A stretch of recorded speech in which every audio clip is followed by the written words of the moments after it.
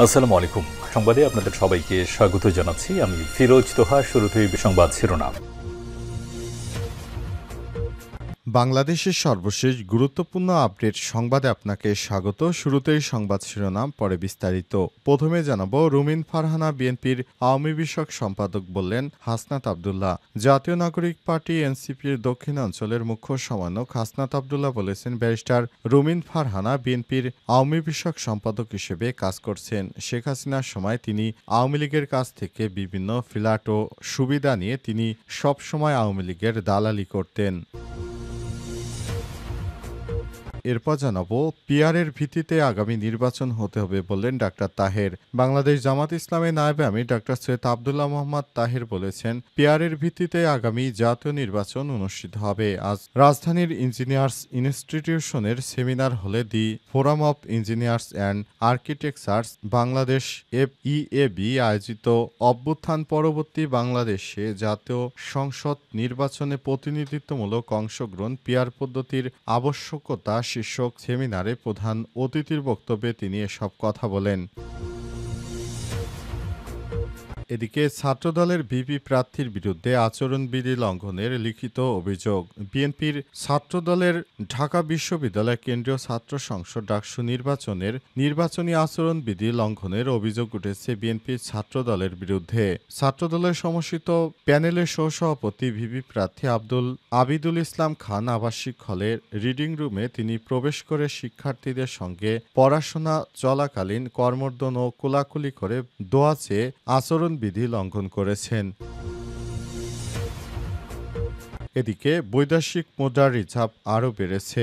বাংলাদেশে বৈদেশিক মুদ্রার রিজার্ভ এখন বেড়ে 30.87 বিলিয়ন মার্কিন ডলারে দাঁড়িয়েছে।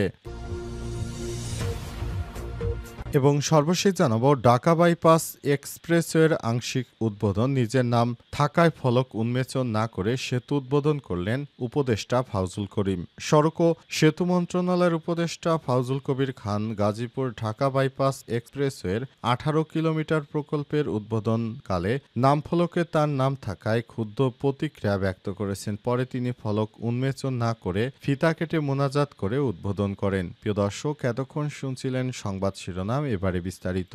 তবে তার আগে বন্ধুরা, অনুরোধ থাকবে সংবাদটিতে একটি লাইক দিন। এই চ্যানেলে আপনি নতুন হয়ে থাকলে আমাদের সংবাদটি দেখতে দেখতে চ্যানেলটি সাবস্ক্রাইব করে রাখুন। কমেন্ট করে বন্ধুরা আপনার মূল্যবান মতামত জানিয়ে দিন আপনি বিশ্বের কোন দেশ থেকে বা বাংলাদেশের কোন স্থান থেকে আমাদের সংবাদটি দেখছেন এবং শুনছেন। আর বন্ধুরা, এই সংবাদটি আপনার সোশ্যাল মিডিয়া ফেসবুকে শেয়ার করে বন্ধুদেরও দেখার সুযোগ করে দিন। এবারে বিস্তারিত। রুমিন ফারহানা বিএনপির আওয়ামী বিষয়ক সম্পাদক বললেন হাসনাত আবদুল্লাহ।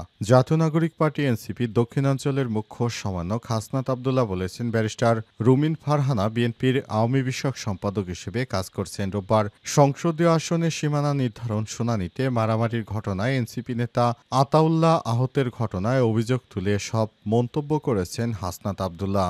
আগারগাঁও নির্বাচন ভবনে আয়োজিত সংবাদ সম্মেলনে এনসিপি নেতা হাসনাত আবদুল্লাহ সাংবাদিকদের বলেছেন, বাংলাদেশের মানুষ আর কোনো মঞ্চস্থ নির্বাচনের দিকে যেতে চায় না। বিএনপির এমন অনেকেই রয়েছে যারা আওয়ামী লীগ থেকে বেশি আওয়ামী লীগ। রুমিন ফারহানা তাদের মধ্যে অন্যতম, যারা আওয়ামী লীগের সুবিধাভোগী, আওয়ামী লীগের ফ্ল্যাটভোগী এবং যারা গুন্ডা দিয়ে নির্বাচন কমিশনকে ঠান্ডা করে দিতে চায়। আমরাই বিএনপির আওয়ামী বিষয়ক সম্পাদককে বলবো, আপনারা জনগণের পালস বুঝুন। তিনি আরো বলেন, আমরা ধরে নেব তাদের কার্যক্রম হচ্ছে বিএনপির হাইকমান্ডের নির্দেশনা। আজ নির্বাচন কমিশনে যে ঘটনা ঘটেছে সে বিষয়ে বিএনপির কি অবস্থান, আমরা সেদিকে নজর রাখবো। এর আগে ত্রয়োদশ জাতীয় সংসদ নির্বাচনের সংসদীয় আসন সীমানা নির্ধারণে আপত্তি শুনানি চলছে।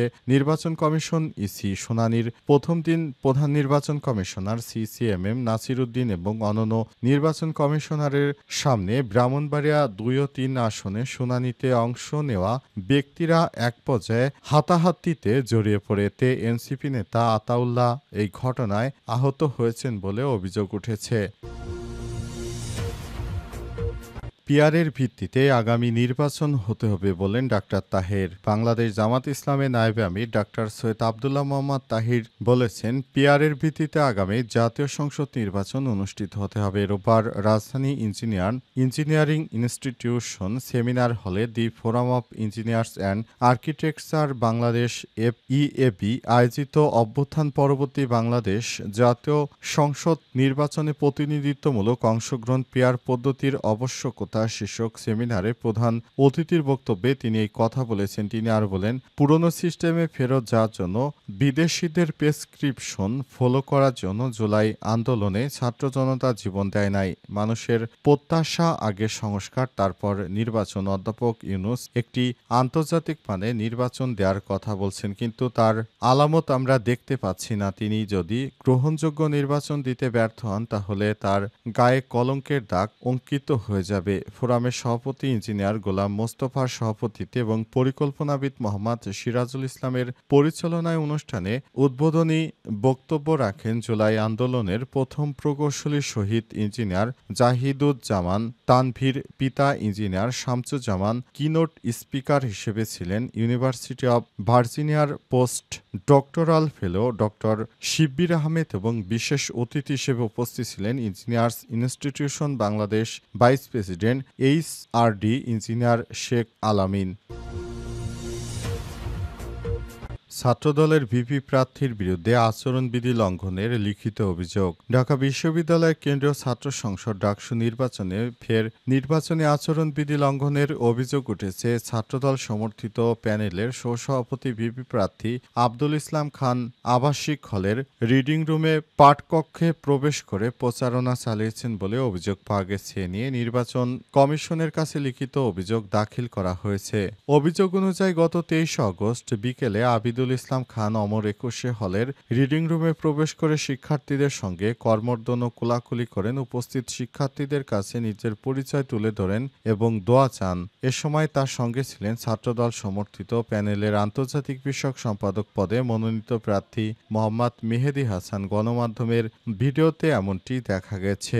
ডাকসু ও হল সংসদ নির্বাচনী বিধিমালা 6-এর ধারায় বলা আছে, পাঠদান ও পরীক্ষা কার্যক্রমে ব্যাহত হতে পারে এমন কোনো স্থানে, যেমন শ্রেণীকক্ষ, পাঠকক্ষ, পরীক্ষার হল ইত্যাদিতে সভা সমাবেশ বা নির্বাচনী প্রচারণা চালানো যাবে না। শ্রেণীকক্ষের ভেতরে ও করিডোরে মিছিল করা যাবে না।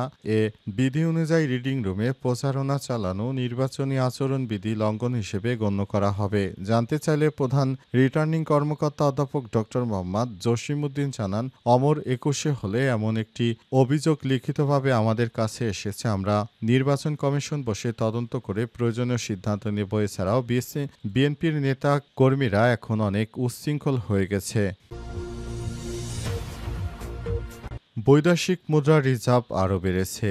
বাংলাদেশের মুদ্রার বৈদেশিক রিজার্ভ বেড়ে 30.87 বিলিয়ন মার্কিন ডলারে দাঁড়িয়েছে। বাংলাদেশ ব্যাংকের সংবাদে এই তথ্য নিশ্চিত করা হয়। তবে আন্তর্জাতিক মুদ্রা তহবিল আইএমএফের তথ্য ও মানদণ্ড অনুযায়ী বাংলাদেশের রিজার্ভ এখন 25.87 বিলিয়ন মার্কিন ডলার। শেখ হাসিনা পালিয়ে যাওয়ার সময় বাংলাদেশের বৈদেশিক মুদ্রার রিজার্ভের পরিমাণ ছিল মাত্র 18 বিলিয়ন ডলার। কিন্তু অন্তর্বর্তীকালীন সরকারের প্রধান উপদেষ্টা প্রফেসর ডক্টর মোহাম্মদ ইউনূস ক্ষমতায় আসার পর সেটি এখন বৃদ্ধি পেয়ে 30.87 বিলিয়ন ডলারে উন্নীত হয়েছে। অন্তর্বর্তীকালীন সরকার ক্ষমতায় আসার পর থেকে বিদেশে টাকা পাচার রোধ করা গেছে। এরপরই অন্তর্বর্তীকালীন সরকারের প্রধান উপদেষ্টা টাকা পাচার রোধ করার জন্য তিনি সর্বোচ্চ প্রচেষ্টা চালিয়েছেন এবং বাংলাদেশের প্রবাসীরা দেশে নির্দিষ্ট সময় পর পর তারা এদেশে যথেষ্ট পরিমাণ রেমিটেন্স পাঠাচ্ছেন। এ কারণে বাংলাদেশের বৈদেশিক মুদ্রা রিজার্ভ এখন আগের থেকে অনেক বৃদ্ধি পেয়েছে। এটা বাংলাদেশের অর্থনীতির জন্য খুবই স্বস্তিদায়ক একটি সংবাদ। এই রিজার্ভ বেড়ে যাওয়ার কারণে বিদেশ থেকে সবকিছু আমদানি করতে সরকারের এখন কোনো বেগ পেতে হচ্ছে না।